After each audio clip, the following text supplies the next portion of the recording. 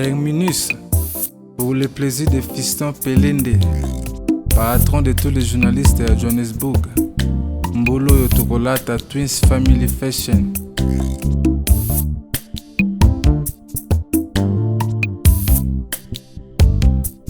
Miso nanga emona bato ya ndenge na ndenge, kudefude na yoka mokolo na mona yo Fiston. Imagine na yebisa veke ke ozalaka kitoko, akondi manga te po azomona yo te. Crispin Kafunda ema ebendaka plastique te kaka ebende.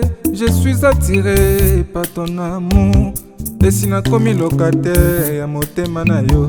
Karantini nango lingi apana yebisa je t'aime. Na raisonnaka jamais un jour ko remplacer yo okombla ba vide nyonso ya motema nanga. Popol Mukuna. Si un jour on recommencer un nouveau monde, nakopona kaka yo nete ministre nanga. L'auteur de mon bonheur c'est toi. Bolingo pesinga kopimela ngai yango te. Popele na yo kaka elengi. Kristo fungola maboko oyambanga. Crispin Kafunda, mon ami.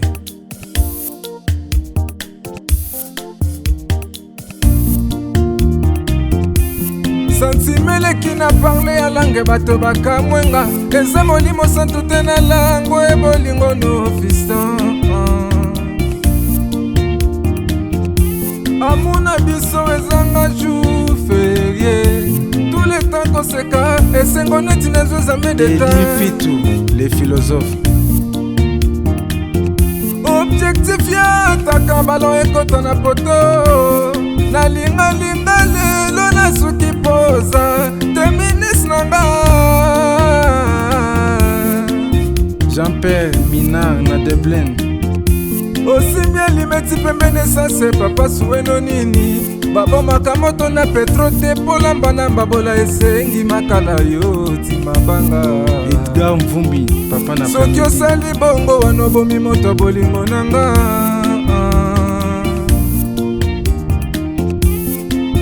Mobali mbinga na mwina ngolo aboya hydroquinone. Soki ezotambola basheri bazokwea mayanga. Na retrouve douce tendresse affection epana yo. Nasalelo nini pondi make na kupendaka sana. Shita kwacha Pelende wenjoro yangu. Dans mon cœur tu occuperas toujours la première place. Eric Ngongo, salon de paix na Jobo. Okondi mate makambo asalaka nga yango esengi na suka se na ye. Yaya Jenga Zairwa nga na suki se na ye. Celle contre tous. Okondi mate makambo asalaka nga yango esengi na suka se na ye. Pasteur Midon Pailor nga na suki se na ye. Popol Mukuna se na ye. Se na ye. Se na ye. Ricky Nzinge, un prince à Pretoria. Rina Wumbi Pelende. Bongi ya kamba te soki oza mosika nanga. Kozanga yo na vizelo kona sutaka te. Papa lo bazanga moko koma mwana bitinda. Bajijaka moto mayele nekritire te. Joseph Laris Bongo na betole na mapate sengi molili ekota. Papi Gen, tosolo la vie. Bambanda bakati kura na kangami na sanse. Yonde Moïse nanga Fiston Pelende. Ngana botama pona kufa na yebi eza destin. Kasi opusili wananga mon bébé. Nakomi okufa mokolo liwa oyo nzamba tia na mokili. Esili te, esili te, esili te. Luzombo Tyson ya Mama Frank.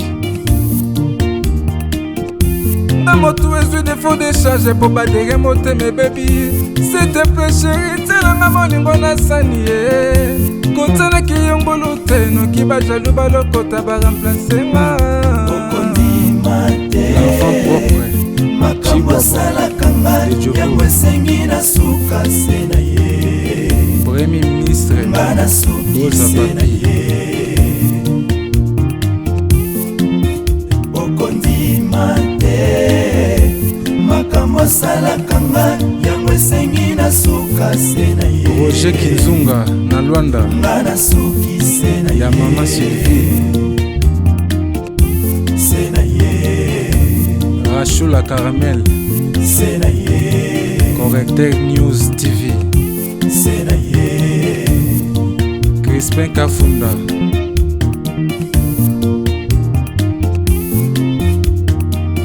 kokamwa bandeko mama oyo abomi bana na ye moko ya 2 ans moko ya 6 mois alambi bango musinali kotoko lokola ngulu lokola ntaba oyo mama ya ndenge nini ya histoire vrai mama alamba bana na ye abanda kolia na mokili oyo ezali makambo ya kosakana te tosepelaki awa ke ba compatriote na biso ba wazalendo ba récupéraki bongo Kichanga kasi epesi pasi Kichanga oyo ba wazalendo bazwaki ezongi lisusu na maboko ya ba M23 la complicité ya banani ya ba officier supérieur ya FARDC. Qu'est-ce qui se passe ndeko ya leli Kichanga qui a été récupéré et retombé une fois de plus entre les mains des terroristes rwandais avec la complicité de certains officiers de FARDC qui étaient venus à Kichanga pour sécuriser Kichanga après que cette cité soit conquise par les forces d'autodéfense, les patriotes Wazalendo. Donc la Bukavu et pas wapi à 2 mois seulement de l'élection présidentielle et législative ba machine à voter dépôt et bomba kayango incendie wana origine nango et yebanité bandeko baleli. En République démocratique du Congo, du matériel de vote a été brûlé à Bukavu, dans la province du Sud Kivu. Un incendie s'est déclaré dans un entrepôt de la CENI, la Commission électorale nationale indépendante. Les machines à voter qui devraient servir lors des élections générales prévues en décembre ont été détruites. Les autorités provinciales ont annoncé l'ouverture d'une enquête pour déterminer l'origine de cet incendie et pour établir les responsabilités. Yaya, intox oyo le karabongo na Twitter, na Facebook, et si quand surtout, va trouver mutu oyo asala ka intox wana ndoka alaka circuit ya président Rwanda, Landa. Voici cet homme, c'est lui qui gère la machine ya Paul Kagame. Pour détruire, pour provoquer, mettre des confusions na mitu ya ba Congolais, c'est cet homme.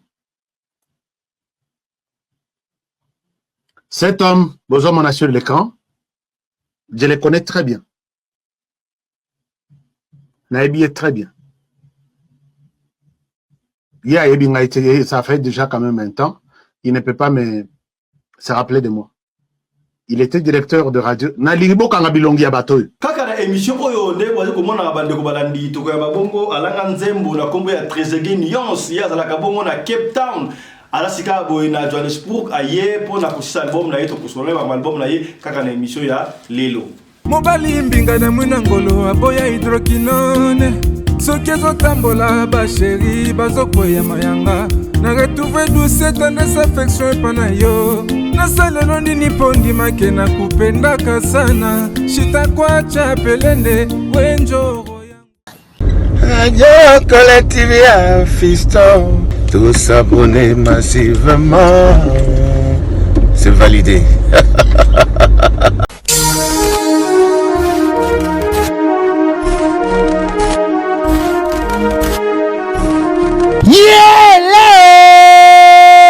Kinshasa yokela ngai eloko oyodi bino batu bozalaka na posa ya kopase babo moma na babo séjour na bino bopesa confiance na Genesis Hotel po batieli bino bachambre ya qualité oyo eza na baclimatisation ya kitoko bambetu ya somo na banorme internationale eza mpe na baoreiller de rêve ebongo badouche na bango soki okoti ndeti kaka oza na mikili ya poto soki oza na kati ya Genesis Hotel wifi kutu bosana na yo po kokota internet ndeti kaka oza na Paris po kaka ba séjour na bino etikala inoubliable grâce ya Genesis Hotel okanisi esili tintin awa na Genesis Hotel atieli bino salle de fête salon Congo pour na ba mariage ba conférence ba réunion pe ba anniversaire de rêve na bino bino batu nyonso bolingaka kosala ba mariage ya kitoko mpo na etikala souvenir ya vie na bino mobimba bopesa confiance na salle de fête salon Congo mpo bokozala na bino de cité awa na salle de fête salon Congo ata boza na nombre ya combien bokozala na bino mobimba mpo musique eza au rendez-vous climatiseur elenda kaka ndenge bozomona batu nyonso bapesa confiance na salle de fête salon Congo batikala jamais kozala desidi tala awa na salle de fête salon Congo baza na bango na problème ya courant te mpo baza na mopanke na groupe électrogène oyo esalaka 24 heures sur 24 heures musique toujours au rendez-vous baza na espace moko ya balcon ya munene mpo na bino batu bolingaka kozwa mopepe kitoko mpo esala eloko ti ah oui masolo ya bakuzu botikela bango kuna kasi masolo ya salle de fête pe hotel ya qualité botikela Genesis hotel mpo awa soki okoti lokola kaka oza na paradis kidimie otuninga ya adresse ezwami wapi zwa papier na stylo mpo koma Genesis hotel ezwami na commune Kasavubu avenue Kandakanda numéro 8 oza na yo mobimba to mpe benga bango na banimero oyo eza affiché na baposte ya télévision na bino okozala jamais desi ah Genesis hotel bandaka lozalaki wapi tala ndenge bakongolais basali ba mariage na bango na basale de fête ya Mwanza pe ba séjour na bango na ba hotel oyo ezangela ntina o tolobaki te tolobi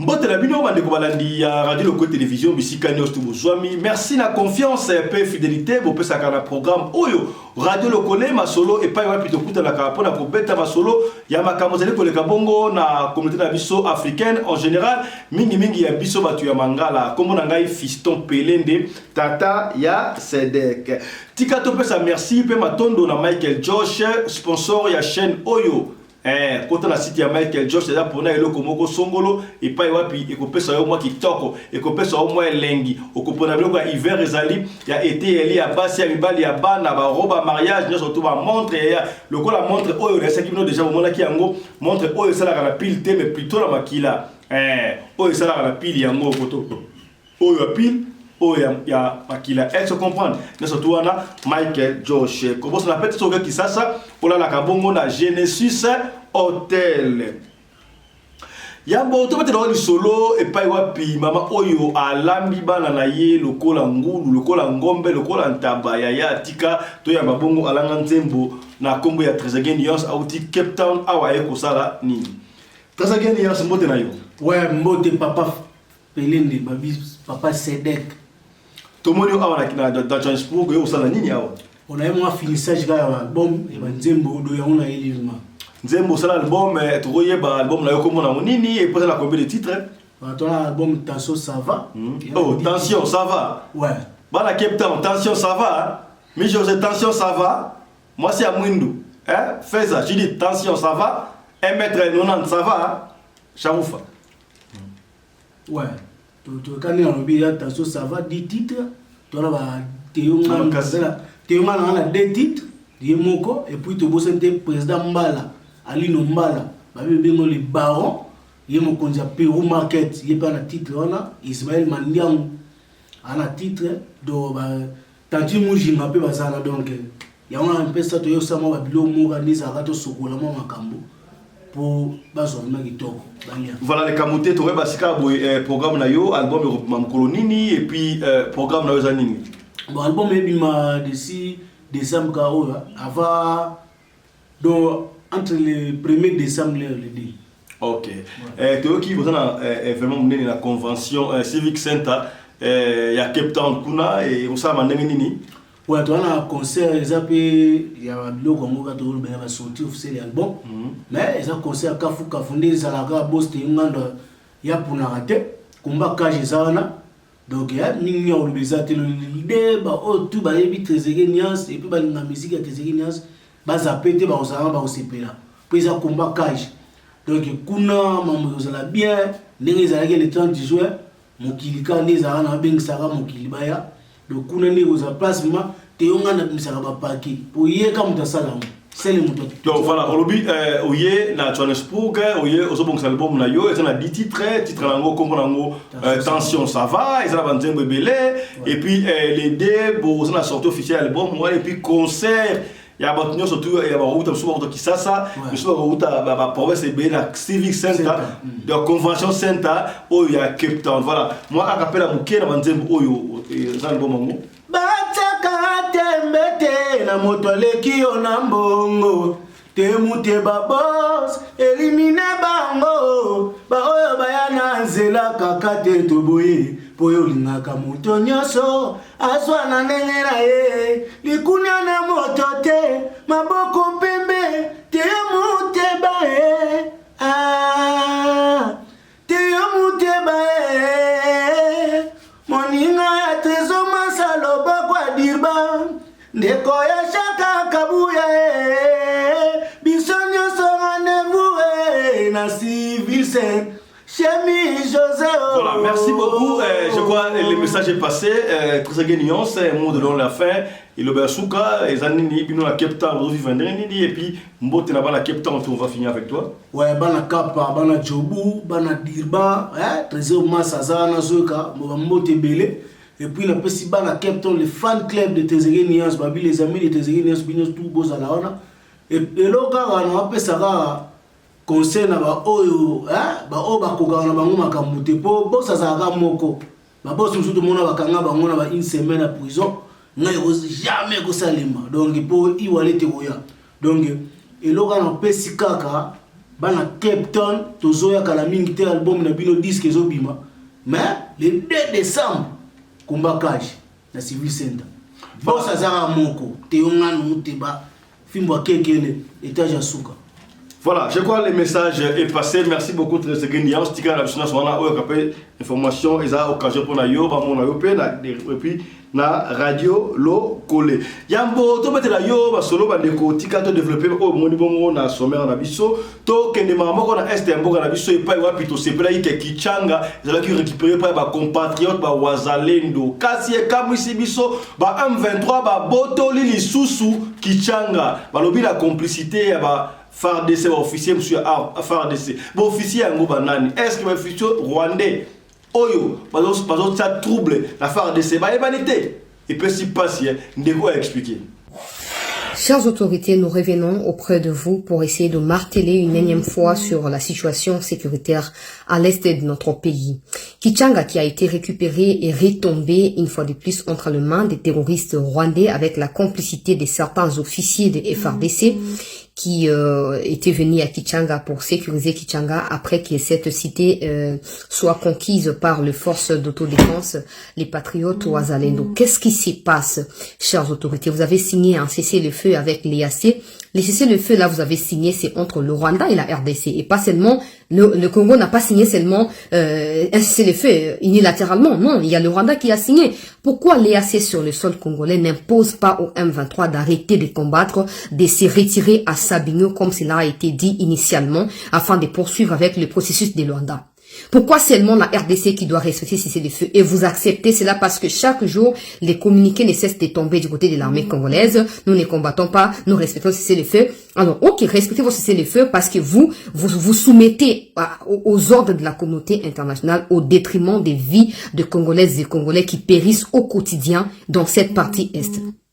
Aujourd'hui, l'humiliation doit continuer parce que certains sont en train de trahir au sein de l'armée congolaise. À Kinyandonyi, ce matin, les Wazalendo contrôlaient cette localité pour s'étendre du côté de la cité de Kiwanja. Une fois de plus, l'EAC s'est interposé pour empêcher aux Wazalendo de pouvoir progresser et ils ont repris Kinyandonyi pour le confier au M23. Vous, autorités congolaises, à part de communiquer, nous respectons cessez-le-feu. Vous continuez à respecter cessez-le-feu que vous avez signé avec le Rwanda et que le Rwanda refuse de respecter malgré le nombre de morts qui ne fait que s'accroître au quotidien. Jusqu'à quand ça doit continuer?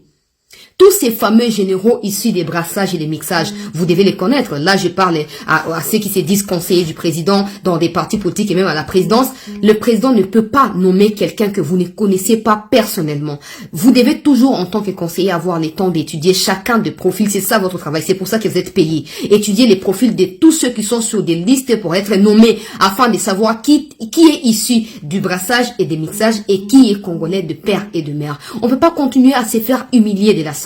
C'est inadmissible. Ça doit cesser. Le Rwanda ne nous arrive même pas à la cheville. Le seul argument que vous nous évoquez, c'est la trahison, c'est l'armée qui est infiltrée. Tous ces jeunes qui ont été recrutés, c'est pour faire quoi? C'est pour être aussi infiltrés à leur tour? C'est pour être aussi anéantis? Ça doit cesser. L'EAC doit quitter. Là, j'invite tous les parlementaires à faire preuve du patriotisme. Réunissez-vous et décidez du départ à l'immédiat avec effet immédiat de l'EAC sur les sols congolais. Et que tous ces officiers qui sont nommés comme par magie des généraux alors qu'ils n'ont jamais combattu, ils n'ont jamais gagné une guerre à l'est du Congo, soient révoqués à l'immédiat et que les patriotes prennent la relève pour aller affronter le Rwanda. Nous avons besoin de la paix. L'EAC doit dégager. À 2 mois seulement, il y a une élection présidentielle, pénage législatif. Quand on est en 2018, dépôt de machine à voter, ndenge zika en 2018 na Kinshasa, sika boto que la province ya Bukavu et pas wapi dépôt de machine à voter eziki.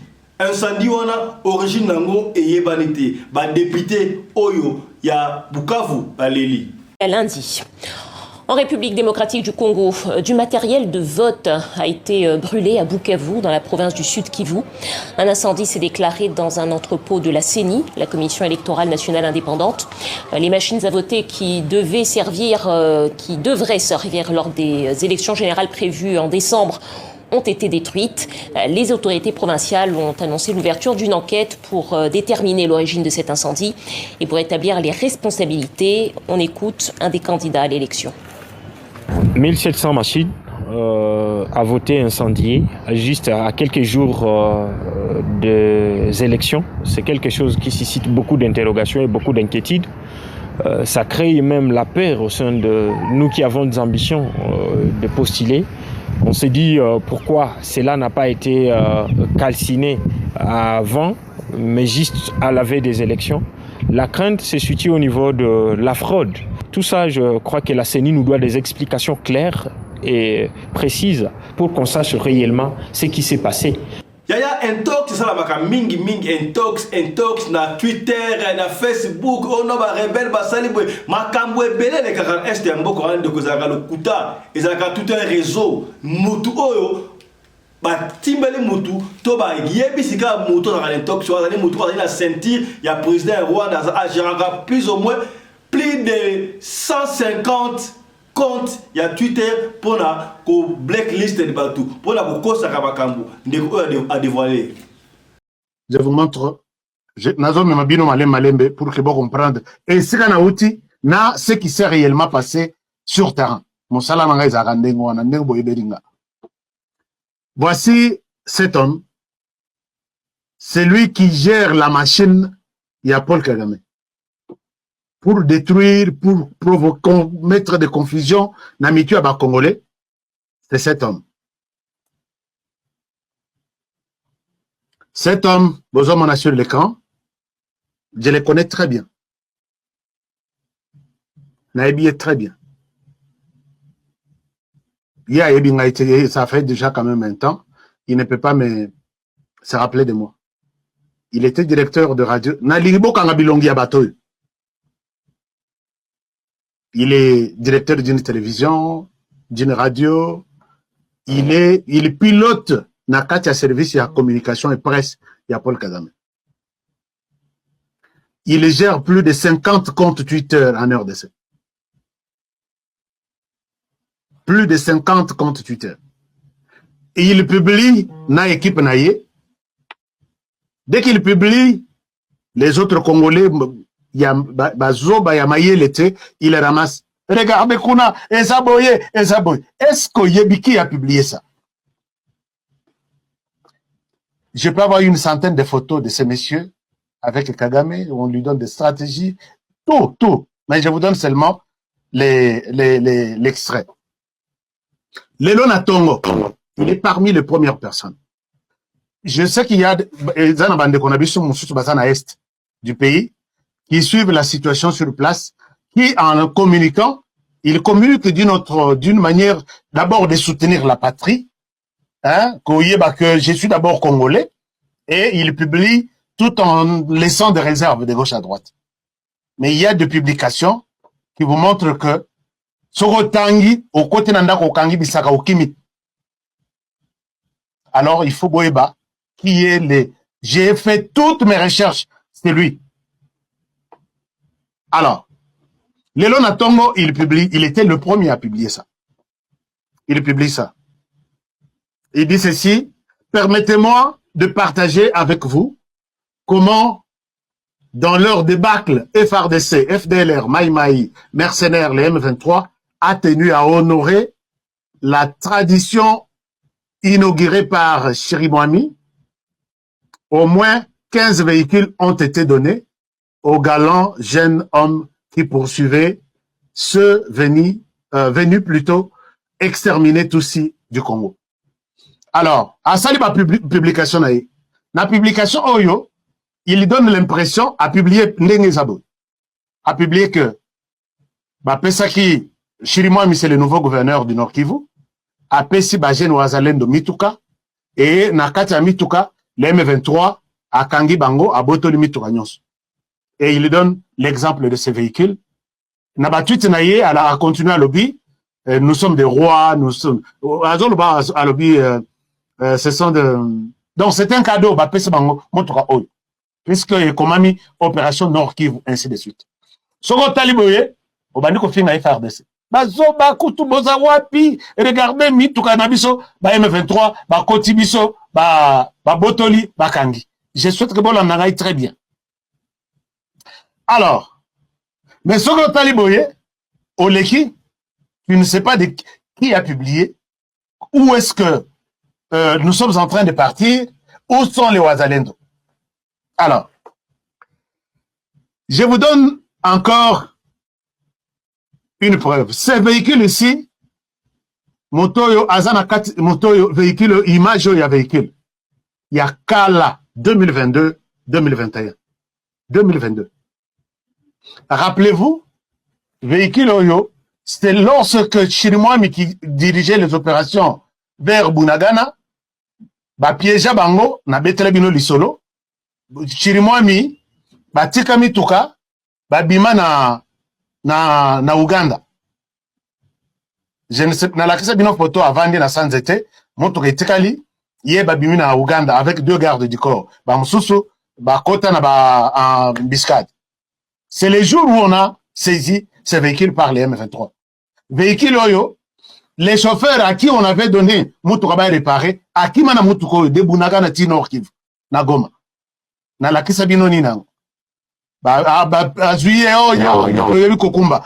Kendo bongisa motuka, keko bongisa motuka, kendo wana libela, le patriotisme c'est partout.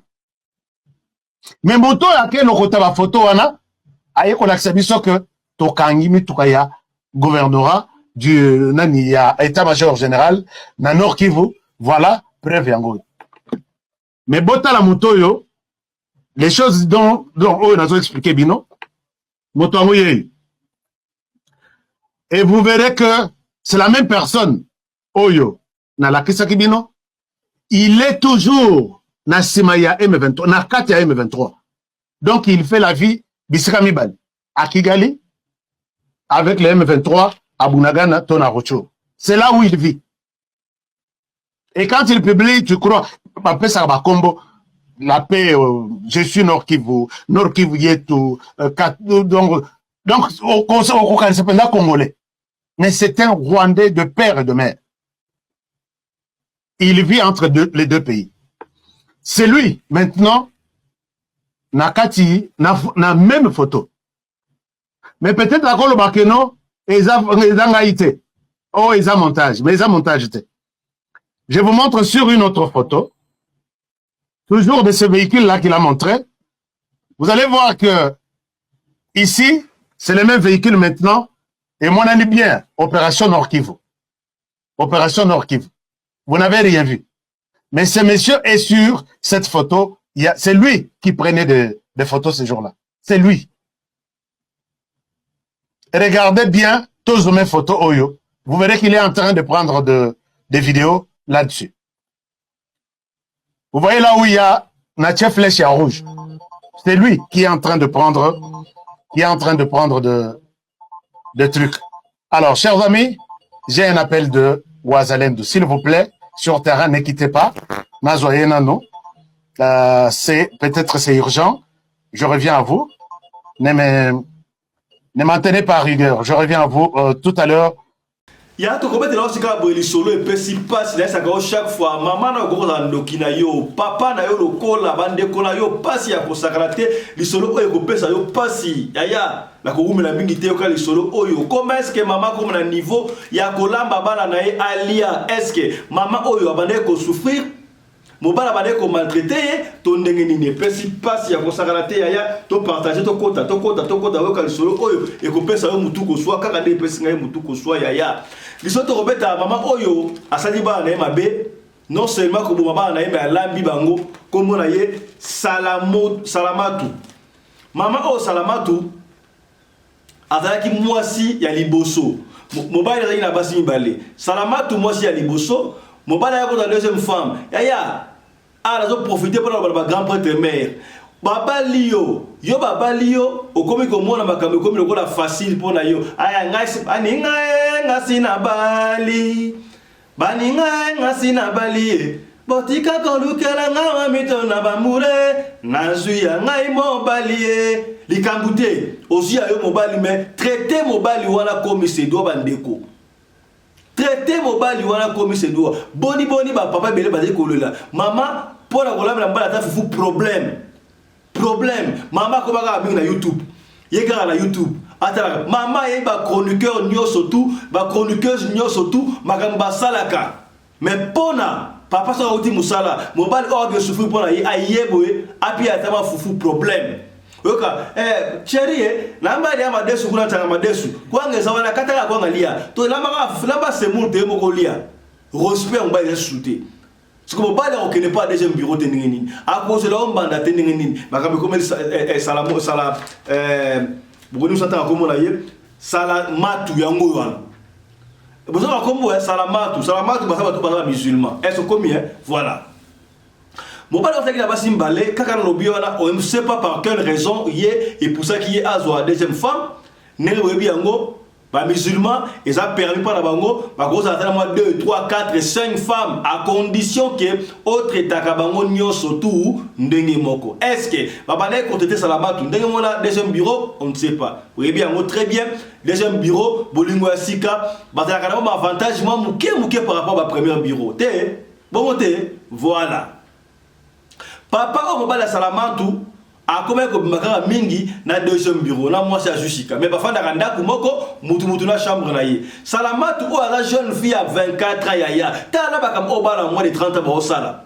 o comme la jeune fille bo moni moi na ko na 24 ans ana moins de 30 ans la suite na moi si ya pio ya vierge ba kam surtout molimo na mpepele nzoko su de ya koko na makanisa ale kana ba kam ya maka na maka est-ce que komi voilà 24 ans pamba na 24 ans salamatu ala bala misatu mwana na imoko ayaki na yena libala azana 4 ans mwana ya mibale azana 2 ans ya suka azana 6 mois ya pamba dona papa oyo abala salamatu babotika bala mbale mais salamatu yemoko ala bala misatu siko ka ndesa la papa mingi na deuxième bureau et conso papa siko jour bref jour moko babimi siko na mwasi na mibale baki Frère, ça la course, consort, la course.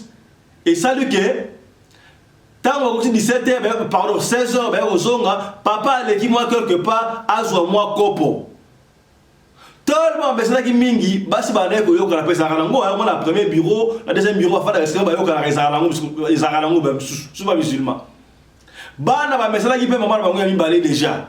Ce qui maman yeba ya makaye maman après la ba biscuit ba chips et consort ko maman mbale akoti na ndaku amoni kan mbala zati amoni bana bazati amoni ga salamatu mbandale ya fandi oh salamatu boni safa bana bazawat salamatu alobelo mote salamatu watu na bana bazali wa po bana chambre balali bana balala ga ero boni kamute maman wana deuxième femme a se précipiter mbangu pona ata la bas la chambre à côté de la chambre be amoni bana basati yaya là de solo très bien parti telanga ba j'aime yaya a comme la chambre boye bana basati abimi mais salamatu bana la chambre basati bana bazali wapi abimi li bana keta eske bana basakana amoni bana basakana me bana na bango basati ay kozonga salamatu bana baza wapi la tuna yo o tuna nga bana ngoya yo bana longo baza bana ngamoko na botaki bango tuna ngate bana basati a telemi a qui a mis contre la chambre a mis dans la chambre. Oh,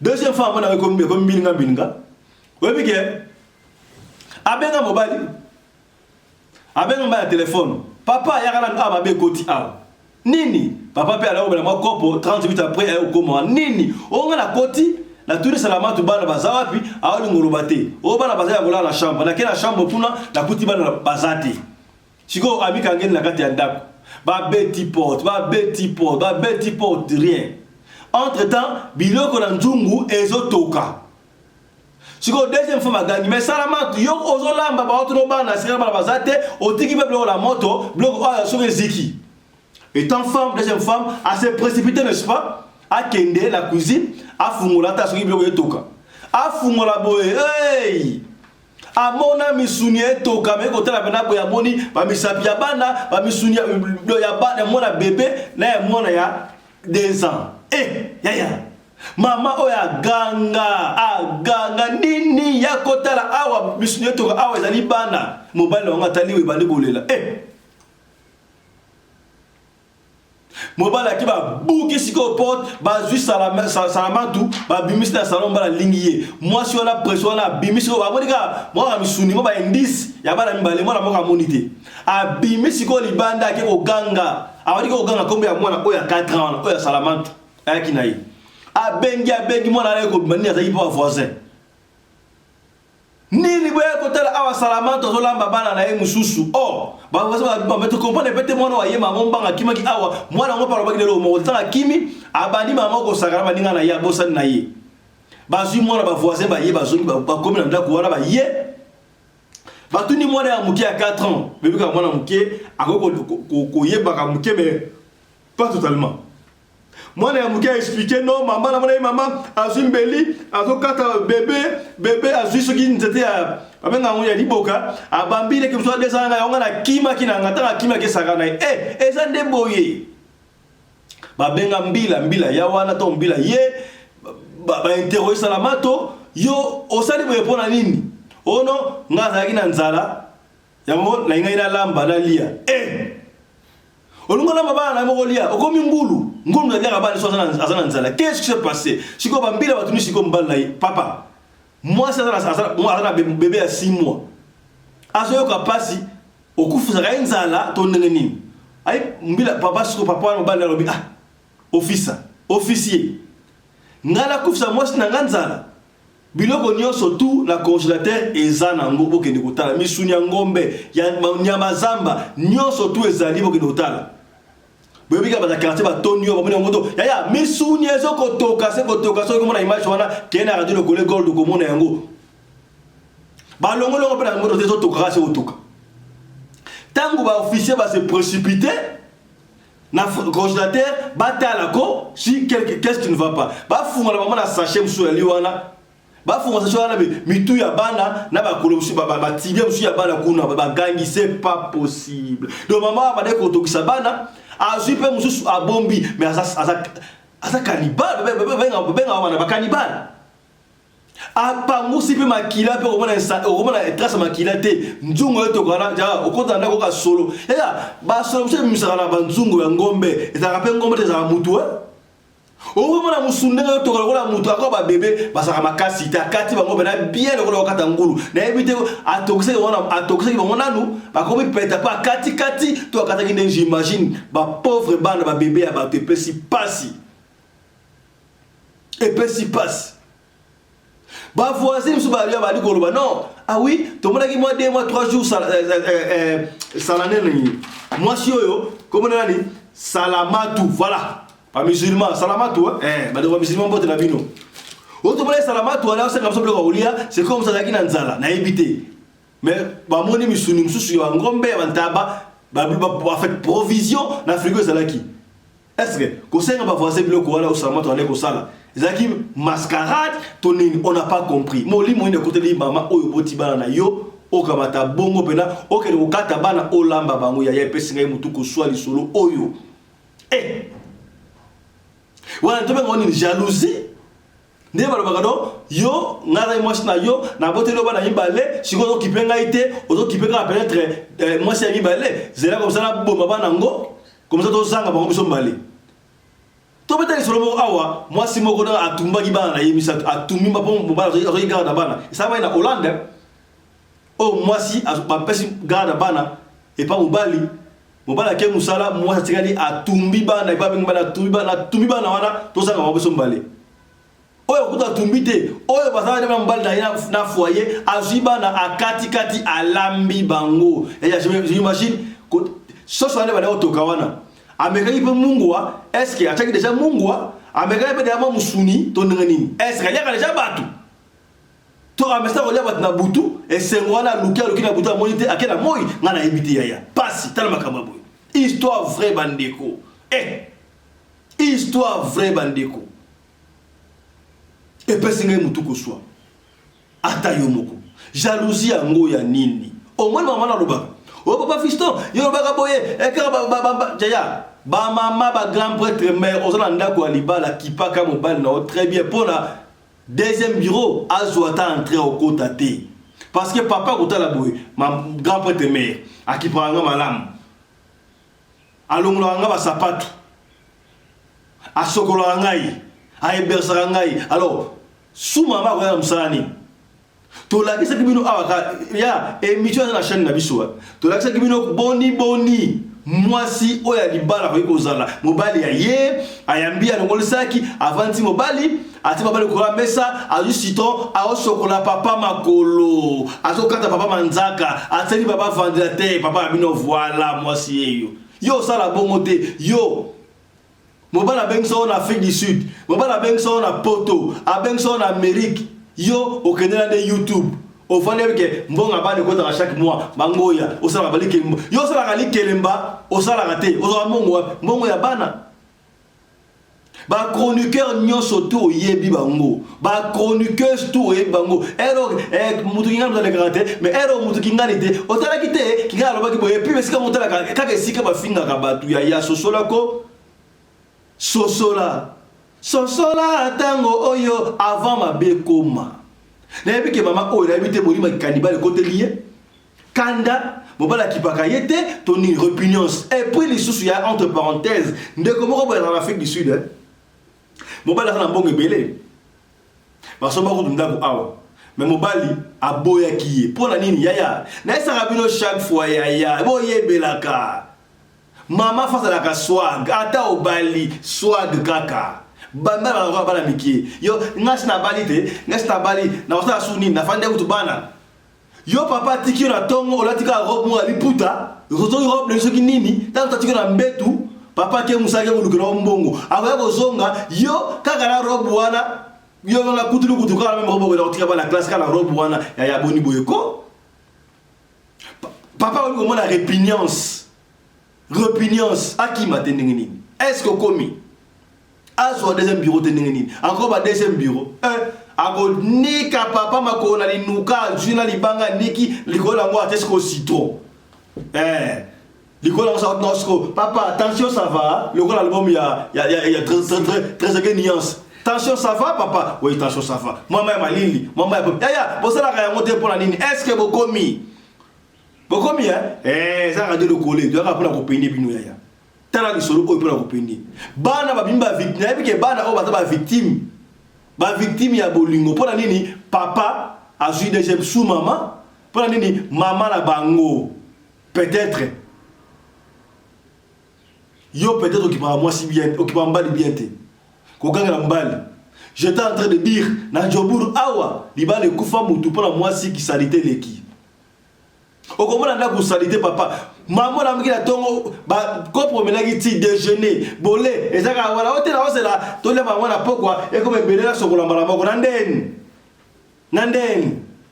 Et on va qui dit va mobile na pananda amona ndako salité on va na poto on va na France na Belgique na Hollande na Afrique du Sud cousine no salité bo nani ata yo moko passe ya kosakalate na ndeni ndiko oh bino bongo na ba papa ete ya bino tala bala wa ko ba victime pour rien bala ba kufi pour rien mama kati bala alingali ya bango na ebite ngai pesi na mutu ko so lisolo o mutu ko soa bana na yo moko boti ya ba so ba luka bana na mwinda ba okele osoma bana ofele miso ba soma kutu bana ba ndoki aka somi mwana ofele adopté aende ba ndoki asisi ba na kolia to obeta lisolo je musu awa mais yo na bana oya yemoko okomi ngulu nzaleleki ata mobala bomaki yo nzala apesa ka osibilo kolia te apimelaka yo okoma na niveau ya koboma bana olia mutu ata yo moko okosenga ta kosenga te po avance salamatu yo bonga bana yo ete ya bino otolobaki te tolobi trazaki nuance to comme la suka oyambi biso na hôtel kitoko boye hôtel kitoko sepe na hôtel oyo cadre oyo voilà c'est comment mon esiko ngani te ba cadre ya ga fo ba star ko ba biso photo za apo na bokasi te nganu muteba ba fiso pelenda ozomona journaliste patron do ba monde ba salinga na za biso humble c'est bon do mon cadre oyo eza musique eza mo dépose la fo za vraiment donc il a pesi ba merci na te nganu muteba kani osala kande to yokanaki et puis kala mingi na zonga nanga tu bika le vendredi na Cape Town likolo toujours tu as likolo tu as un système d'accès likolo donc tu vois mingi te mais merci vraiment na fiso pelé na papa Sedek de sorte aux aboyeza au casse na bango et puis boss te nga muteba donc talaka confort les arts donc musique. Voilà, merci beaucoup, je crois, dans Alaka, dans la Mboko, donc, biso ba bana jobu te. Yo so mwana jobu, na tata jobu. Na tata mboka o tata jobu. Voilà. Bana jobu bazali. So mwana jobu mitalio. Na tata ya jobu te. Et pardon, na tata mwana jobu te mais tata ya jobu. C'est comme te onga du la mwina, ala tata ya Cape Town. Mwana Cape Town te. Est-ce que komi tata na mwana? Na mboka bossa la moko. L'idée à combien moko. Voilà. Merci beaucoup na sponsor Nabiso Michael Josh pour la confiance pour Nabiso. Merci na partenaire Nabiso Genesis Hotel. Merci na Chris Laris Pelende réalisateur de l'émission Oyo. Merci Pelisou na assistante naie Winnie Laris Pelende. Merci na Claudine Laris Pelende la fille à papa. Nous sommes tous sous la coordination ya Mama Rina Umbi la femme à la taille d'une tige spaghetti ni courbure ni virage. Yaya soki li solo ko pesa yali benga biso pesa li soto beta ko bomba li solo te to ko beta ga ngo ngo beta ngo. Comprenez? Voilà. Portez-vous bien. Santé de faire à tous hein. Chap chap. Et tchara. Radio Collective fiston, tous s'abonner massivement, c'est validé.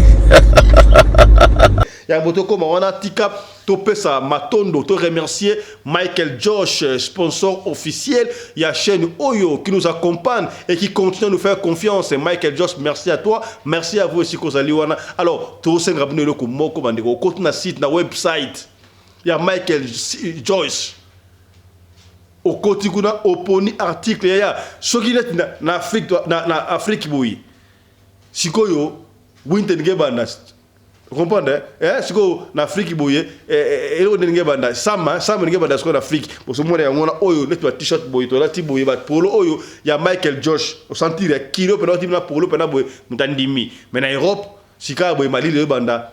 Donc, kuna ba rivage ezali ba veste pene ya solo ba jaquette pene ya solo pour na winter c'est quoi hiver na Europe na Amérique na Océanie et bandi beaucoup ta kuna na site pour na commander quelque chose ya to supporter griffe ya wana mboka ko to supporter griffe ya wana mboka ya biloko ya kolata ya bien à moins cher tala yo que ça ba chercher kuna 1535 € sikalango ba trahir payo soko somba que chercher dans Michael Josh primo ko abordable mama na griffe ya mwana mboka ya na lingi Europe nyonso tout to yeba Michael Josh existaka ya bengako côté na site commander quelque chose pour Michael Josh so rebino côté na site yo benga libera Michael Josh so na ngwa so la ngote benga to kopesa yo o so na Michael Josh ye moko so la ki yo mutentel to mona na télévision Michel leki ngala so na mechentel na mechentel couturier tel papa eza griffe ya papaya to soutenir bana mboka. Est-ce que vous commis?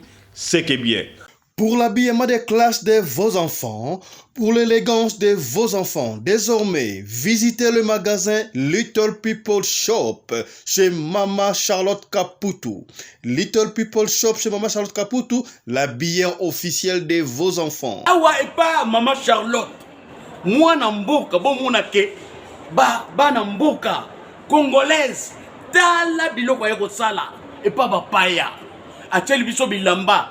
Banda de 0 à 3 mois, yango yo. Soto yawa de 6 à 9 mois. Toke wana de 9 à 12 ans. Toza na nyonso. Bana mibali na bana basi. Soto yawa. Bomoni oya bana basi. Ndenge mwana zo putsana. Toza lokola wato yene 8 ans ti komata. Yango yawa. Koto yo ndi makambo. Mwana zo bimondire ministre. Ya bataille nyoso yango ba Samuel ba Chuchu yango yo andika la tsabana oyine to mutaka elengi tala ba fest bana mwana bimi na fete bato ba komobanga soko lingo somba biloko omonike olingo sepelisa mwana na yo ko déplacer na yo te okotika na internet okomona adresse na biso yango wana. Little People Shop chez Mama Charlotte Caputo. Adresse Edenval, Greenstone Shopping Center, shop numéro L119.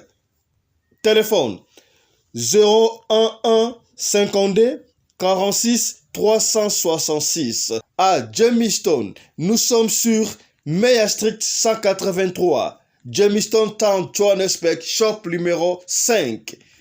Téléphone 082 324 85 22. Place nyonso zali benga biso kotaka ligne benga biso te bilamba tina ndako. Little People Shop toza na bilamba ya bana ya qualité olingi osomba kota na website na biso retrouver biso na Facebook toza online pe soko osomba partout na Afrique to délivrer bino na ba Korea na biso préférence ya malamu ya original. Donc, c'est la livraison à domicile. Little People Shop met à votre disposition l'achat en ligne. Allez sur Tekelote, tapez Little People Shop. Choisissez l'article de votre choix. Il vous sera délivré jusque chez vous à la maison. Mais aussi, allez sur Zando, tapez Little People Shop. Choisissez l'article de votre choix. On va vous le délivrer jusque chez vous à la maison. Visitez notre Facebook page, Little People Shop. Little People Shop, ya biso moko. Little People Shop, ya bana mboka. Dans le cadre de soutenir la vision du chef de l'État dans les domaines de l'éducation, Mama Charlotte Caputo, la femme de fer, facilite à vos enfants de venir étudier en Afrique du Sud.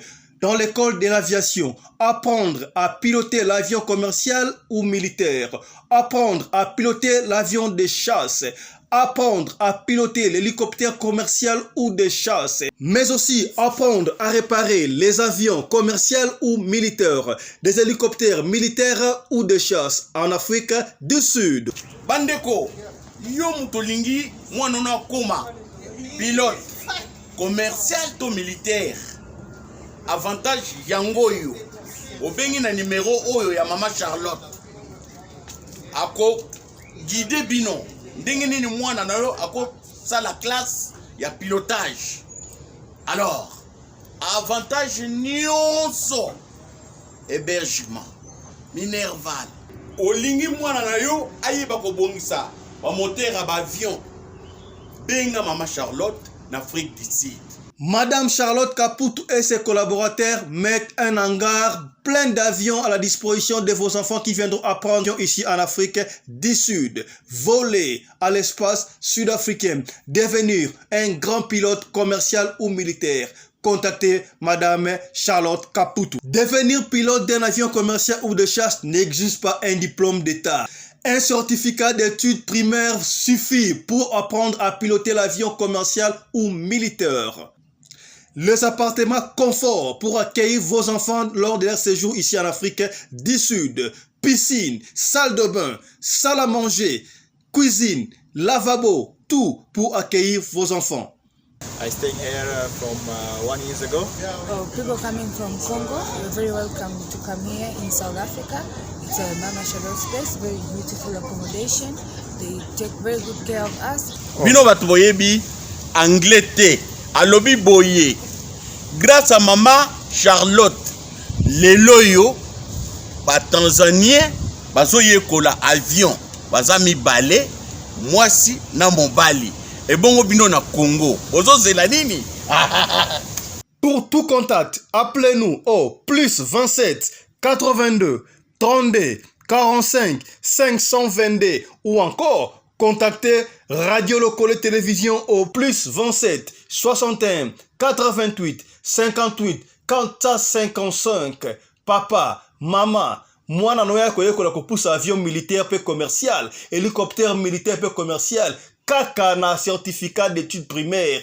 Et bongo yozanga, hâtez-vous car les places sont limitées. Mama Charlotte Kaputu, la femme de fer, Tokumisa Yondenge Nini. Merci pour l'opportunité, maman.